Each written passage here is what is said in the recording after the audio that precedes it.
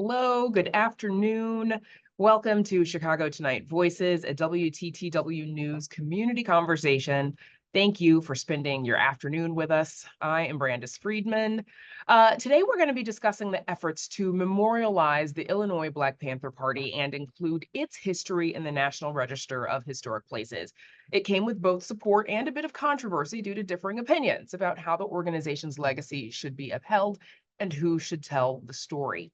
Most recently, a landmarking initiative was passed at the end of December, and they successfully achieved a thematic listing for the Illinois chapter, and we're going to talk about what all that means a little bit later. The People's Church, the Church of the Epiphany, was also amended to include the party's history. So for those of you who are joining us, thank you again. You are in a listen-only mode, but that does not mean that we don't want you to be a part of the conversation. Of course, we do want to hear from you, so please chime in on that chat function or the Q&A with your questions and your comments, and I'll do my best to share them with our guests. So let's start by introducing our guests and bringing them in and thanking them for taking time out of their busy Monday schedules to talk with us. First, Lonnie Hall has been a longstanding member of the Illinois chapter of the Black Panthers. Also, Leila Wills, journalist and executive director of the Historical Preservation Society of the Illinois chapter of the Black Panther Party. And historians Mikey, Spehn and Adam Yunis, who graduated from Loyola University's public history program. They worked on the proposal to memorialize the Illinois Black Panther Party on the National Register of Historic Places. Thanks to all of you for joining us. Lonnie, I see you're there. You are welcome to go ahead and unmute and turn on your camera when you're ready, because I know like the internet's only good when it's good, right? So Leila, that means we'll start with you, please. Why was it important for you to try and memorialize the Illinois Black Panther Party legacy in this way? Well, one reason, and thank you so much for having us to talk about this. We really appreciate it. You know, as our city of Chicago continues to renew itself, rebuild, and all these things, gentrification and everything, a lot of our important history has been completely demolished, wiped away from the city's landscape. And when we started to investigate how extensive the work of the Black Panther Party was in not just Chicago, but the entire state of Illinois, in very important places, when you drive by those places, you would never know that they existed. So I know some people may think this is not as like strong as it should be, but we're not trying to reinvent the Black Panther Party. Their work and legacy stands for itself. What we're trying to do, my generation, Adam and Mikey are actually the generation behind me. So this is like a multiple generation effort. And we're trying to make sure that the party's legacy is not forgotten ever, like for decades to come. And that part of that is landmarking. Like here, my dad, when I was little, would drive me in a car and say, the Black Panther Party's office used to be right here. Like, who would know that? I would have never known that. So landmarking their work, and when you see how many of the neighborhoods of Chicago, 77 neighborhoods that they worked in, add on top of that the Rainbow Coalition and their locations, they affected the entire city. So that's why it's important to us. And I mentioned a thematic listing. Explain for us what all that means, please. So there are several different ways you can list things with the National Register of Historic Places. Sometimes it's one location, like the Muddy Waters House. That's a one place. And then there are other things that may, like a historic district, like in Oak Park, Illinois, there may be a Frank Lloyd Wright historic district where all these properties exist in one area. For us, a thematic listing is properties affiliated with the work and programs of the party, the same way which is statewide. So the same way we could have like Amish schoolhouses in Illinois, you may have one in Peoria, you may have one in Carbondale. So they may not be joined together, by borders of a city, but they still fit under one listing. And that's what we have for the Illinois chapter. Adam and Mikey, if you think something else needs to be added to clarify a thematic listing, please, feel free. And if you I don't, think I've got the a question. thematic listing was important because we started with one property and we realized how big it was. And thematic just means there's a common theme, and the theme is the Black Panther Party. That way, if we get the thematic listing, like we did with the Church of Epiphany, it also means that we can always add on to it. So let's say we find out through more research, hey, there was this house and it was used for the breakfast program and daycare programs. Even though it wasn't in our initial research, we could add it on to the thematic listing, and therefore it's an ongoing research and historic preservation work. And Adam and Mikey, let's, a similar question, right? Like you as students, I know you're graduates now, but what was it that drew you to the Black Panther Party and into this project? Yeah, so my father, told me the story of Fred Hampton growing up, and knowledge of these events changes you. And history of the Illinois chapter of the Black Panther political party, and specifically its impact in Chicago, was exactly the type of history that Mikey and I want to pursue as, I think, activist historians. And starting out, having a former leader and educator such as Billy Che Brooks and the community connections made by Leila gave us a lot of inspiration to work on formally marking the activism and the struggle of the party in the city of Chicago. Because this history is important for giving the West and South Side of Chicago specifically a usable and inspiring history. And we believe that history needs to be marked in public for it to be remembered. And just because there's a lack of structures, this should not prevent public historical remembrance of events and people that fundamentally altered American political life, in my opinion, for the better, with their social, political, and medical activism. And as we, found out, and as we did our research, they're community-based solutions to large-scale problems that still affect us today. Going go on ahead. that, it started out as a student project where our professor told us, this is something, if you're interested in, join up. It was, the whole class could have joined. Adam and I volunteered. I hadn't even known Adam at the time. And I was interested in it because I knew the story of Fred Hampton, but I didn't really know anything past that. And I was interested in it, and I was thinking, let's learn more about this. And as I tried to learn more about it, there was very little you could find online. There was, books about it, but some of the books weren't that great. So when I got connected with the community leaders like Billy Che Brooks and Leila Wills, and I started learning more of the history, I realized how important it was to start documenting this. If I can find it by going out and talking to people, I should be able to share it with everybody else. Because this is very important history, and that's how I became connected to it. Yeah. Lonnie, I want to bring you in. I know you're having some technical difficulties. I'm sorry, but hopefully we'll be able to hear you if we can't see you. But take us back, if you would, to when you first became a member of the Illinois chapter. What did it mean to you? Well, it was very inspiring when I first became a member of the Black Panther Party. I was born in Mississippi, about a little town called Tunica, which now is, I guess, the casino capital of the world. But when I was there, we lived on a plantation.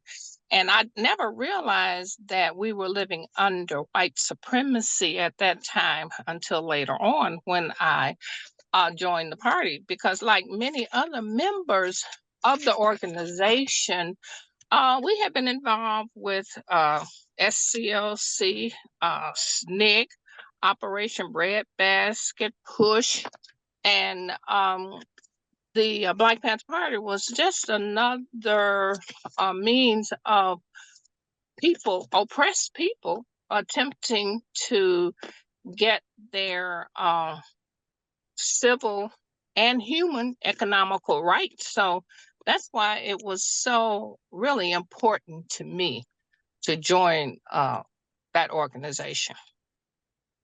And Lonnie, you've got a fellow Mississippian here. I know you were born there and probably haven't been there for a while, but reports from Mississippi are that Tunica is no longer the casino capital that it used to be. I don't think they're functioning the same way. But we're not talking about casinos today, because I want to ask you about, and anyone else who wants to jump in, what were some of the challenges that the party was up against at the time? Well, I think one of the biggest challenges that the organization was up against at that time, just like other organizations of people in the United States who were attempting to use the political system in order to maintain their rights. And a big one across the country was this COINTEL operation, which was orchestrated by the FBI. And the program actually reported that they started in 1956 and supposedly ended in 1971. But their main purpose was to spread disinformation, lies, discrediting the organization. Because the purpose of the organization, which started in California, was for self-defense. Because at that time, as now, Black people are, and not only just Black, brown, other people are being brutalized by the police. But then the organization progressed and started the survival programs, which were the free breakfast program, free health center program, and the Black Panther Party initiated that sickle cell anemia testing program. We also had a free busing program and gave away food. We had a newspaper, free busing program, which trips to Southern Illinois, where so many people have been incarcerated.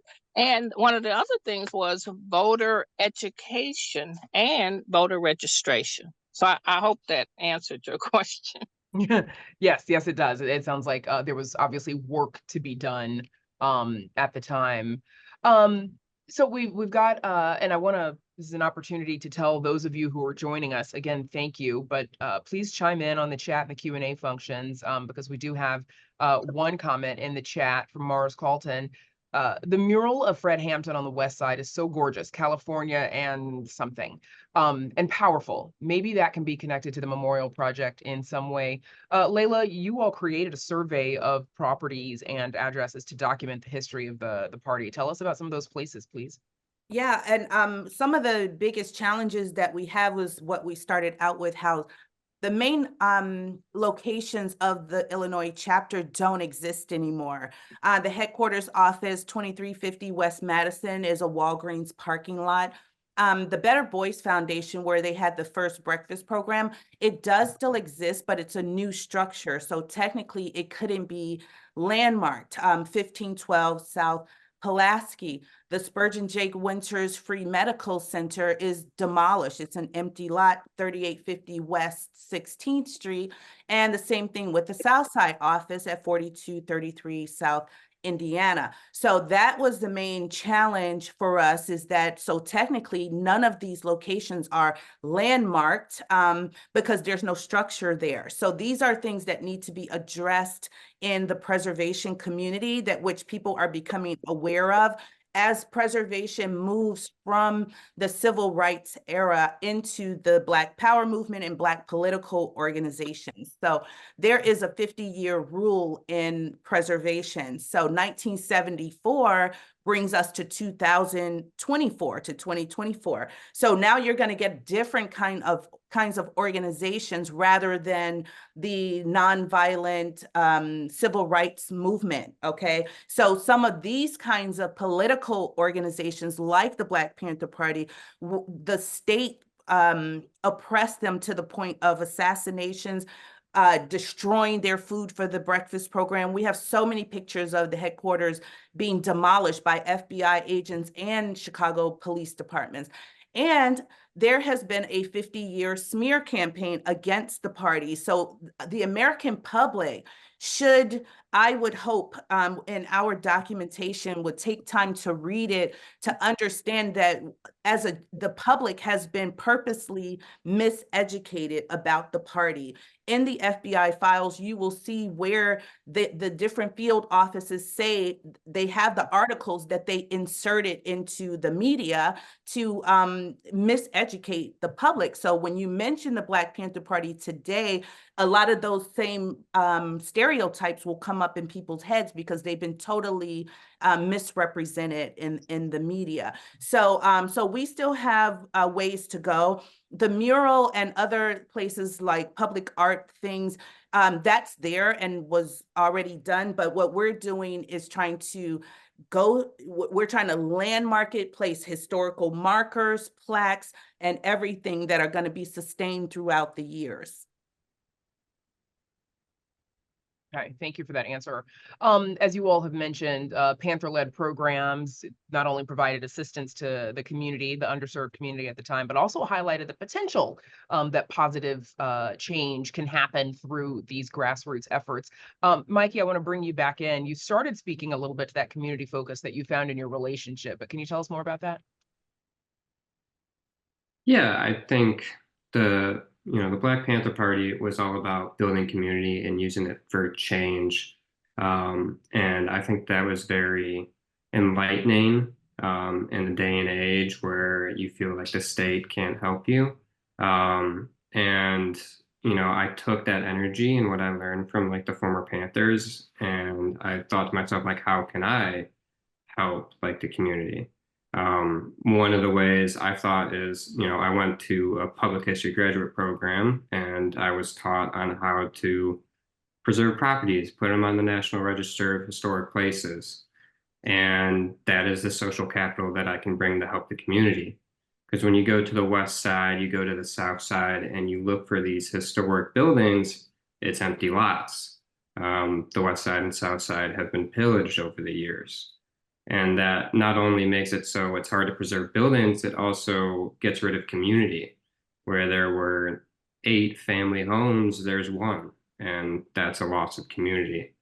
And by doing some work like this, where, this isn't my history, I'm just helping preserve the history, I can help bring back some of that community. Part of community is a shared history. And through documenting shared history, you can bring back some of the community. And if we place markers there, then people can understand their shared history and get a better sense of community. I hope that answered the question. Yeah, and kind of building off of that, the party, I think that, like Leila said, there's this kind of misconception that it was insular. It was actually the complete opposite. They were reaching out to doctors. And what happened at the Jake Winters medical facility was really a celebrated example of the doctors and nurses coming to the community, working with the members, and really showing an example of what that kind of cooperation between healthcare professionals and a community that was underserved. And you see that as well with their Rainbow Coalition reaching out to other groups. So this was the Black Panther Party in Chicago and in Illinois, was all about trying to reach out to other groups. They were not this kind of insular group that I think sometimes portrayed. They wanted to make connections, and the connections that they made were heralded. The American Journal of Health article, in 1971 praises their activism and what that level of cooperation could look like. And it's something I think that we need to think about more when we talk about community health and the health of, populations like this. Yeah, and thank you for bringing that up, because I was going to bring it up, but I'm loving the interaction that we are getting from our audience in the chat. So I want to get to some of their questions, and thanks to those of you who submitted them. Because we were just talking about markers, I want to ask this question from Jackie Grimshaw. Thank you, Jackie. And then I'll come to some of the other ones. But the question is, will you have markers where demolition has taken place, Leila? Absolutely. Those are our first locations. All those addresses that we just named a few minutes ago, those are the top places. After that, so those are the main locations of the Illinois chapter. There are other places, very significant properties that may be churches, for example. But as far as operations go, those are our first places. The Church of the Epiphany is already a landmark, so that's not an urgent matter to place a marker there because they are actually have one on the building. And after this, I think our next property that even has to be our next area and that has to be added to our listing is going to be in the city of Peoria, where our defense captain Mark Clark was and started breakfast programs, sickle cell testing. And he was one of the people who was assassinated on December the 4th, 1969. So we definitely want to, spread out. We want to jump down to Peoria after we get a lot of things accomplished here. And I'll bet a lot of people don't know or aren't aware that, that there was activity in Peoria. So it sounds like just further evidence of the work to be done. Another question from Sister Rose Morris, Rose X Morris, excuse me. I understand that the Huey Newton Foundation has sponsored a marker. Can you share more about that? Yeah, and Sister Rose is actually Mark Clark's sister. Hi, Sister Rose. Thank you for the question. Thank you. And also the party was in Waukegan and Rockford and DeKalb and East St. Louis. It's a lot. We've listed as many addresses as we have so far in our listing. But yeah, so we started a historical marker fund, and we're 25% of the way to our goal. And the Dr. Huey P. Newton Foundation in Oakland has sponsored our very first marker, which will be at headquarters 2350 West Madison. How we're going to situate it over there, we'll see. But we were so happy that they sponsored our very first marker. Thank you, Sister Rose. Another question, Eric Johnson, who's a novice about registering historic places. You're doing more than the rest of us are. The question is, what is the state/progress of registering Black Power sites, and what are the biggest obstacles? I don't know of another Black Power site, honestly. That's what I'm saying. We're kind of moving into another direction. And I actually went to a preservation conference in Washington, and a lot of the sites, besides what the Newton Foundation is doing in Oakland and what we're doing in Illinois, there are other party locations of movement going on. But mostly you will hear about civil rights places, slavery kind of things. So this is a new territory, not just for us, but for a lot of people. Schools, there was a movement for CVS High School and things like that. But as far as organizations like the party, I honestly don't know of another effort at this time. Yeah, so in 2020, Malcolm X's birth house in Omaha was listed on the National Register, and that gave us some inspiration as well for thinking that, okay, now that we're at this point, that hopefully will be other sites like related to Black activism and Black radicalism could be. But that is, well, that's true. And then the Honorable Elijah Muhammad's home in Hyde Park in Woodlawn. So I don't know if that was under like religious organizations or, I don't know. But yeah, that's true. Thanks, Adam. That is true. Another question from an attendee, I love this question actually, would partnership with the Rebuild Foundation be possible? They bought a lot of unused property on the South Side. It makes me wonder if they would partner to build a building that could function as memorial space and a community space. Just dreaming of that idea. Thank you for the question. I'm not familiar, but that would be wonderful to have a space dedicated to the Black Panther Party and the Illinois chapter specifically. That would be awesome. I'll have to make a note. The Rebuild Foundation. There you go. It's in the chat as well. Okay, so I have more questions, obviously. As we've discussed, just when Fred Hampton was making some headway, he was assassinated, as we've said, during a 1969 raid led by Chicago police, and it's proven to be orchestrated, as we all know, by the FBI. 28 other Black Panthers across the nation were killed. Lonnie, to you, what impact did his assassination have on the movement and members? Well, it was really very traumatic. And I believe that we are still experiencing PTSD from the brutal manner in which Fred and Mark Clark were assassinated. Also, they were not the only Black Panther Party members that were assassinated. Members were assassinated across the country. And the other thing impact, not only that assassination, but that whole COINTEL process by the FBI that spreaded so much misinformation to the news media and to the community in general. The Black Panther Party was is a political organization that fought for, like I said earlier, the human, educational, financial rights of people of color in this country. Ever since the end, supposedly, the end of slavery in 1865, the NAACP was developed in 1909 to support people of color. And I see the organization as a continuation of that. And the other thing that this COINTEL, Hanrahan, the Chicago police, the FBI, they successfully, because the organization was primarily built on donations from the community. The community supported what we were doing by donating food.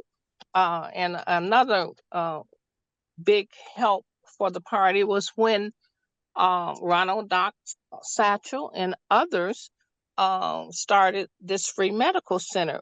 We could not have done this without the help of Quentin Young, Dr. Cass, and other individuals. So it was a huge impact on what the organization was doing. And the other thing is that the destruction of our newspaper. We had a newspaper as to where another point of view could be seen by the people in the community, because as you know yourself, the Pullman porters had to smuggle information, newspapers into the people in the South. And we were going through the same type of thing. If your financial base has been destroyed, which it was, then it becomes very difficult for you to carry on. Now, some of these organizations, because they were not as, I guess what they said, controversial as the Black Panther Party, are still in existence today, you know. So. And Lonnie, as you're speaking, I can see Leila, Adam, and Mikey all nodding their heads in agreement. I don't know if our viewers can see that too. I want to bring in Adam and Mikey, but Leila, it looks like you wanted to say something, add something as well. Yeah, I want to, two things. The civil rights movement pretty much was a legislative integrationist kind of movement. And so that is, sometimes when people think of Black history, they think of slavery, Dr. King, and then Obama, when there was all these different nuances and different schools of thought going on. The party started while Dr. King was still around, and people were rioting. Like when Huey Newton was in Oakland, 1966, Dr. King was in town, and it was still the Oakland riot. So I just want to reiterate that the American public has been totally miseducated when it comes to Black history, and they should really dig deep into these things. The second thing I wanted to talk about was the assassinations of what Lonnie was saying, how party members were being assassinated across the country and within the city of Chicago. Now, Chairman Fred and Defense Captain Mark Clark, it's traumatic just reading about it today. It's traumatic to read the FBI files and the gang unit files who were following them around. Half of the addresses that I was able to get and verify came from the FBI. That's how close they were watching them. Dates of speaking engagements, where they were going at night. They were going to visit their bosses and their mothers' employers, and all kinds of oppression going on. Before Chairman and Mark were assassinated, the conversation within the FBI is, what do we do with them? Because if he had to turn himself in from that from an old arrest in Maywood, if he turns himself in, this could turn into the Free Huey movement. Like, he could become, like, it could be a whole big rallying cry that they didn't want to happen. If he gets assassinated at a certain point, then he would become a martyr. So they were doing all this open dialogue on how exactly to get rid of Chairman Fred, Bobby Rush, and the rest of the Panthers in 1969 is when Hoover and the rest of them declared was going to be the end of the Black Panther Party. And the oppression was so severe. It was extremely severe. And a lot of party members, if they weren't assassinated, were locked up and everything for decades. So I just wanted to just say that behind what Lonnie was saying. Thank you. Thank you. And I see, again, thanks to those of you who are participating and dropping your questions into the chat. I'm going to come to those as well in just a second, but I want to ask Mikey and Adam this, because you've both studied the gang counterintelligence unit created by the FBI, COINTELPRO, and you've done a lot of research on how the FBI considered it a violent gang-like organization. Tell us what you found, please. Yeah, I guess an anecdote I like to, going off of what Leila when talking about how much these details matter.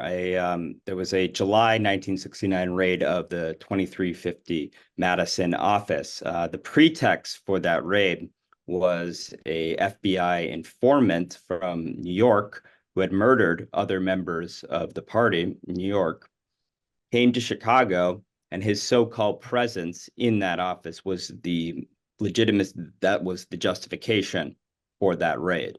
So this level of manipulation and distrust really needs to be studied critically. And I think one thing you see in the archives is all these different communications between different police departments.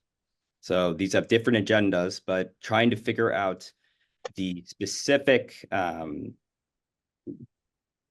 justifications for these, police activities leads to quite a remarkable amount of manipulation and turning of these groups. So I think that like Leila said, I mean, when you can find a almost day-to-day record of, not even just the leaders of the party, but any members of the party, I think that's again, it changes how you view these things. And when you think of Black activism, you have to always have the that constant presence and that constant distrust and the constant manipulation by the state in your head.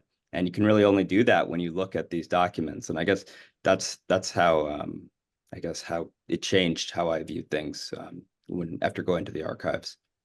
I think that informant was George Sams from Connecticut, right? Yeah, not New York. I just wanted to say that. Go right ahead, Mikey.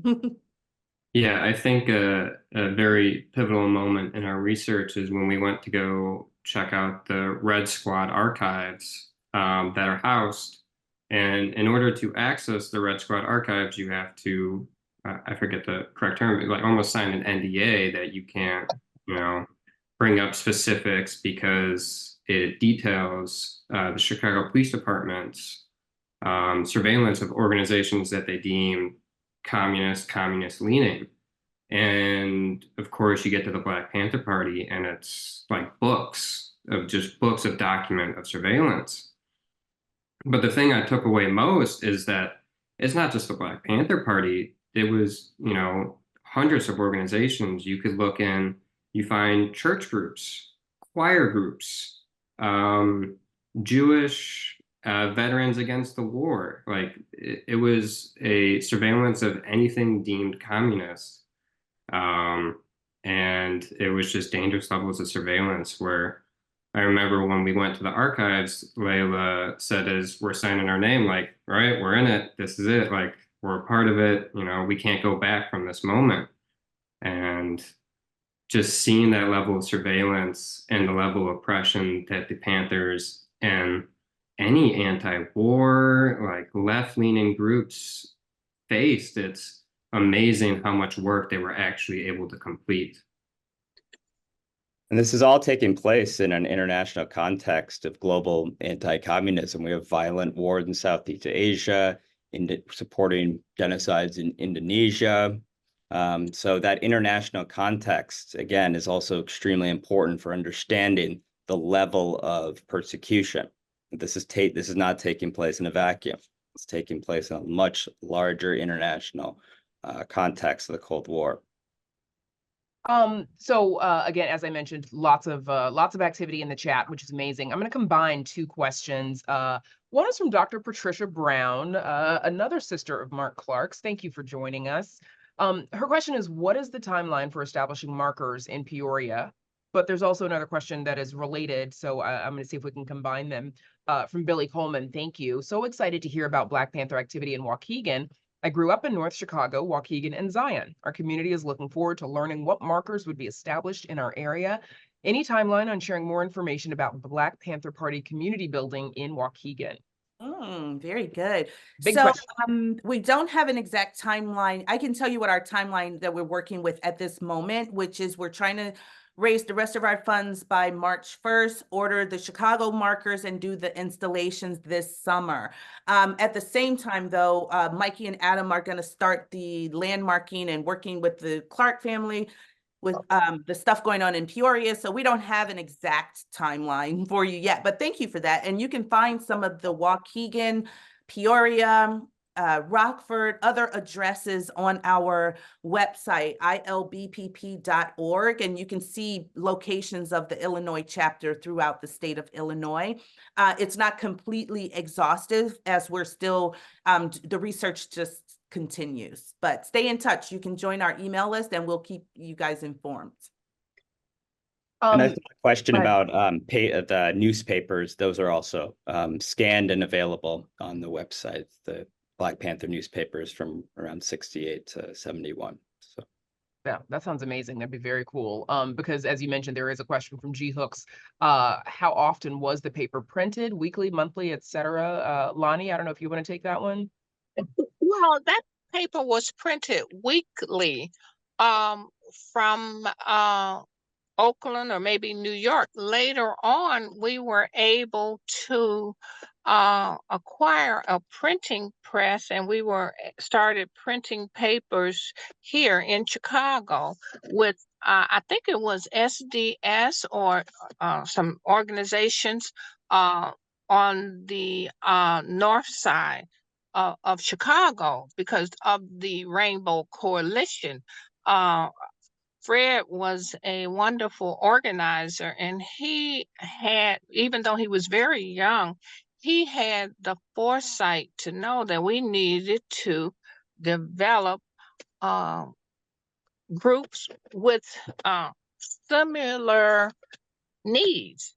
And we were talking about that. And so we work with many organizations. So that paper in the beginning was a weekly paper, but then as time went on, we had to make adjustments in the paper and when it was printed.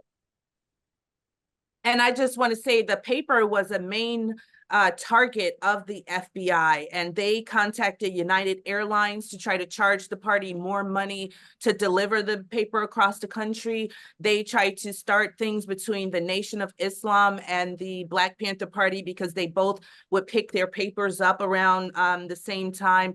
And other things is that each chapter or branch were responsible for sending in reports into the Black Panther newspaper, which is how we were also able to document a lot, keep track on when the breakfast program started, the medical clinic and the challenges that they had.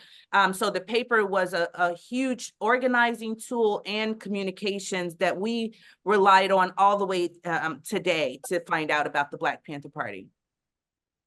And then there's another question in the chat. This one, it's a good question, but this one might be a project that's kind of down the line for you from Floyd Webb. Thank you.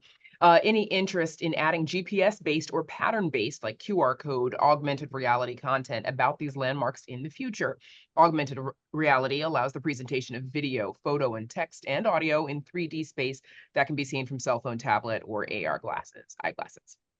Yeah, we don't have immediate plans for that. We're a small organization and doing the best we can, but that sounds great. We do have other partners who are creating story maps and mapping the Illinois chapter, like DePaul University and Design Trust Chicago.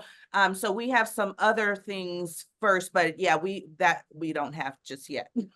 Once you get that funding, then somebody paying for it, then yeah, yeah. I would like to add that we are constantly being careful of how the organization is being presented to the public, because we don't want a repeat of that false information that had been put out in the past, because it's very easy to do. And I really appreciate Leila, Mike, and Adam for the difficult work that they have taken upon themselves to do. And everything that they say can be proven. It's no lies, but most of us, we just take what is being said. That is a good point, Lonnie. And thank you, Brandis. Can I just have 1 second? Sure. Okay, that is a very good point, because you can get into territory where I'll use animation, for example, and if we start animating the Black Panther Party, that could dilute what they really stood for, and then it could just become kind of common and then cliche kind of thing, and we want to avoid that. So before we do anything, we do check with Lonnie and the rest of the party, because we don't want to be a part of misinformation at all. Thank you. That said, Young Floyd is offering to help with the technology and finding sponsorship if you are interested when you're ready for it. So thank you, Floyd, for offering that. Although, like, while we're on it, though, I have to ask, because there is someone who is not among the supporters of adding a lot of these spaces and places to the National Register. And one of them, when I say not a lot, there's one in particular that I'm speaking of, and that's Fred Hampton Jr., the son of Chairman Fred, who told the Sun-Times in a quote, "This is not their story to tell. We come from a community that prefers a demolished truth as opposed to a structured lie." And in that story, he also referred to the government's disinformation campaign about the Black Panthers, and therefore not trusting the government to be a place where this story can be held. Leila and Lonnie, back to the both of you, where do you think this pushback comes from? I think that Junior was misinformed, because he went on the radio and said that a white group is trying to hijack the history of the Illinois chapter. So I'm not sure who he was referring to. I also don't know who that is. When he says it's not their story to tell with the Sun. That's why I think he's misinformed in whatever group he's thinking about, because the people telling the story are the Illinois chapter. We're doing the paperwork. We're doing the grunt work, paperwork, but it's their story. So I just think he's misinformed. Yeah, and I wonder if the they that he's referring to is the National Register. But again, he is not here. He's not here to explain that. So he has not objected to any of our context, our written documentation, our dates, our nothing substantial. So I think at that time he was misinformed. Real quick, another question from Jackie Grimshaw. Have you been in touch with Alderwoman Helen Schiller about the Panthers on the North Side? Yes, we have. We work with Helen also and other people from Uptown.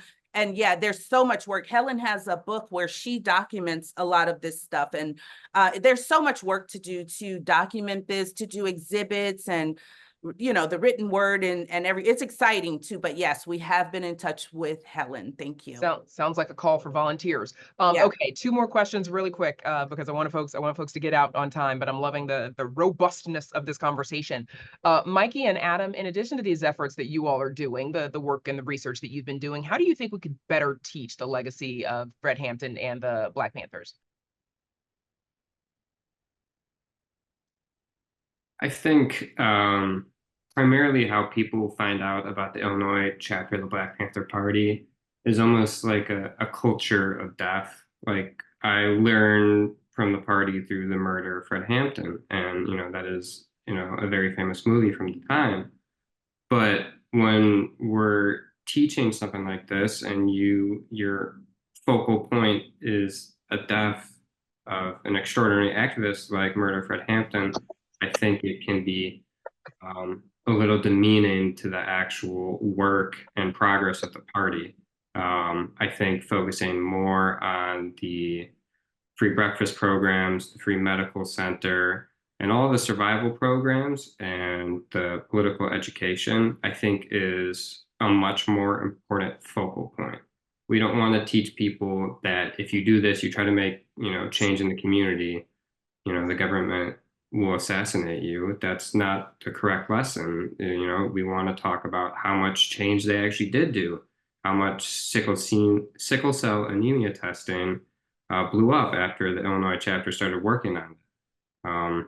I think that is the main goal. And I think through documenting all this history, it makes it easier for educators to teach it, because now they have a resource to look at that'll show you the dates and names of all these places and how these people did it. Yeah, I also think focusing on the material conditions and experiences leading up to the formation of the party is important.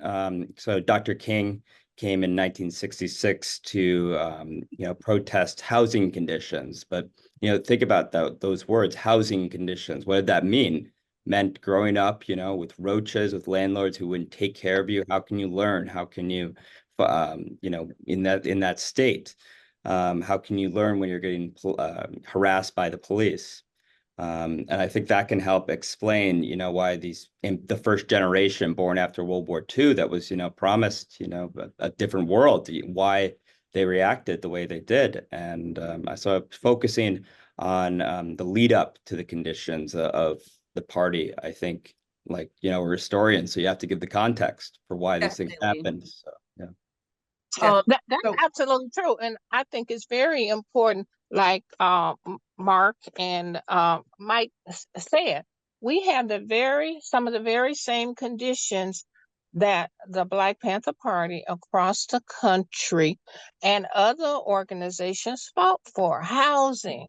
Look at our housing crisis, our lack of education, the pushback against true American history that we are experiencing across the country, the lack of health care. We've all said if you go from downtown to 55th Street, then your lifespan will decrease 20, 30 years. What is that all about?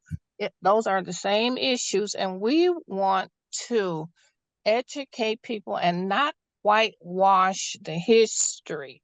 I mean, and we were a revolutionary organization for change. And, change is very important. And we want to try to go beyond our differences with different people. We want to tune out the noise, and we want to come together, to walk in the shoes of other people and to become a true American. See, because we are Americans, first of all. We Americans. Thank you.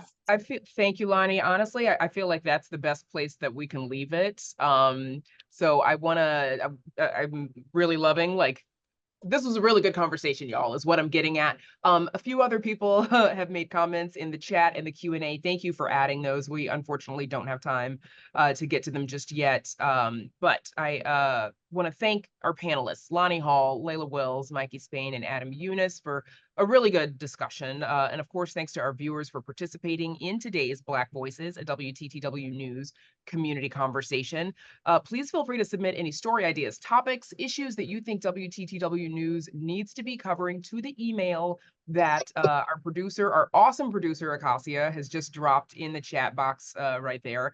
If you've enjoyed this conversation, I hope you will please join us on Chicago Tonight Black Voices. It airs on Wednesdays at 5:30 p.m. and 10, and Chicago Tonight Latino Voices on Thursdays at 5:30 and 10. Thanks again to all of you. Take care and have a great rest of your day. Thank you, Brandis, for having us. Thank you, everybody. You bet. Thank you.